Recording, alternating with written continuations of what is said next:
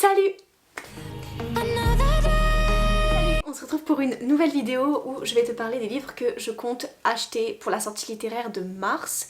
Et il y en a 5, alors vous allez peut-être vous dire que c'est pas beaucoup, mais si je fais 5 livres par mois, ça commence à faire beaucoup, ce qui est le cas. Donc j'ai un compte en banque en négatif à cause des livres.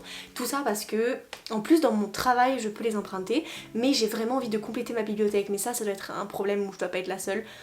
Parce que je suis là, oui je vais les emprunter, et j'ai pas envie de les rendre parce que ça va très bien dans ma bibliothèque. Alors que je pourrais lire 12 milliards de livres et pas les payer. Mais non, il faut que je les paye et ça me coûte beaucoup trop cher. Bref, donc on va passer aux sorties littéraires que je vais acheter pour mars. J'ai cette fois-ci aussi besoin de mes notes, c'est de mon téléphone cette fois-ci que je vais avoir besoin, donc si je regarde un peu en bas, ben voilà. Donc le premier que je vais acheter c'est La Reine de l'Ombre, donc de Trissa. Je peux pas dire parce que je vais forcément l'écorcher et la pauvre, donc je vais pas le dire, mais il sort enfin en français, c'est le tome 1.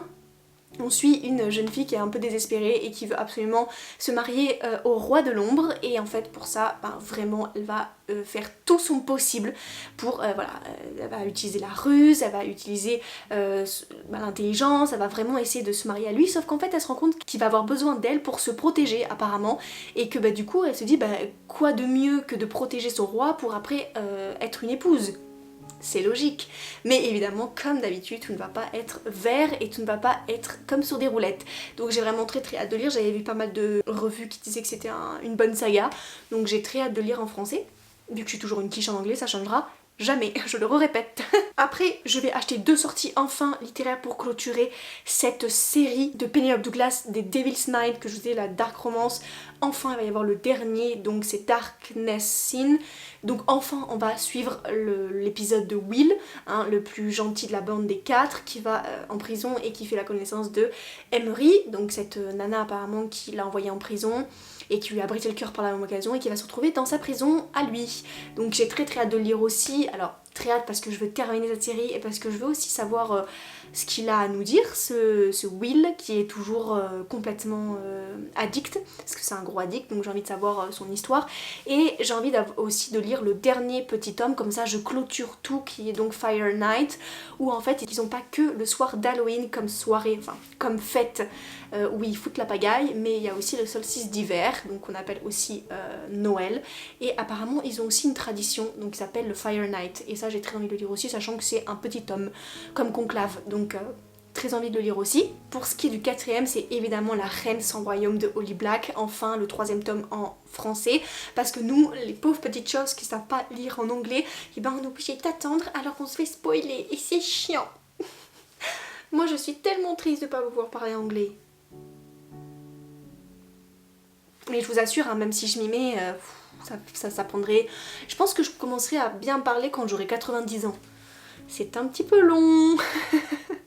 Mais j'ai vraiment très hâte de suivre les aventures, de reçu les aventures de Jude et Cardan et tous les autres. Et surtout, c'était parce qu'on avait eu un énorme retournement de situation dans le tome 2, un énorme plot twist, vraiment. Cardan a vraiment retourné la situation à son avantage, si je puis m'exprimer ainsi tellement c'était énorme. Du coup j'ai vraiment envie de savoir comment Jude va clairement leur mettre plein la gueule, et clairement le retourner sa situation dans son avantage à elle, parce que c'est évident que ça va se passer comme ça. Donc j'ai très hâte de le lire. Ah mais je vous ai pas dit quand est-ce que ça allait sortir, je suis un peu débile.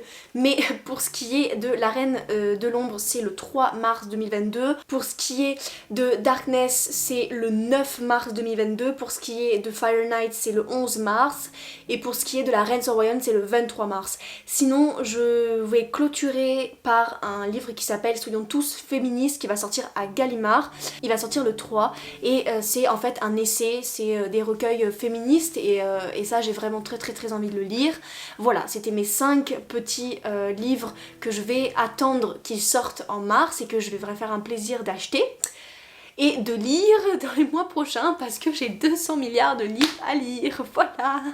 Mais en tout cas j'espère que ça vous a plu, ça me ferait vraiment plaisir que vous me laissiez des commentaires pour me dire les livres que vous attendez avec impatience de sortir. J'imagine que La Reine sans royaume va être en top 1, mais j'imagine qu'il y en a peut-être d'autres. En tout cas, je vous fais des très gros bisous.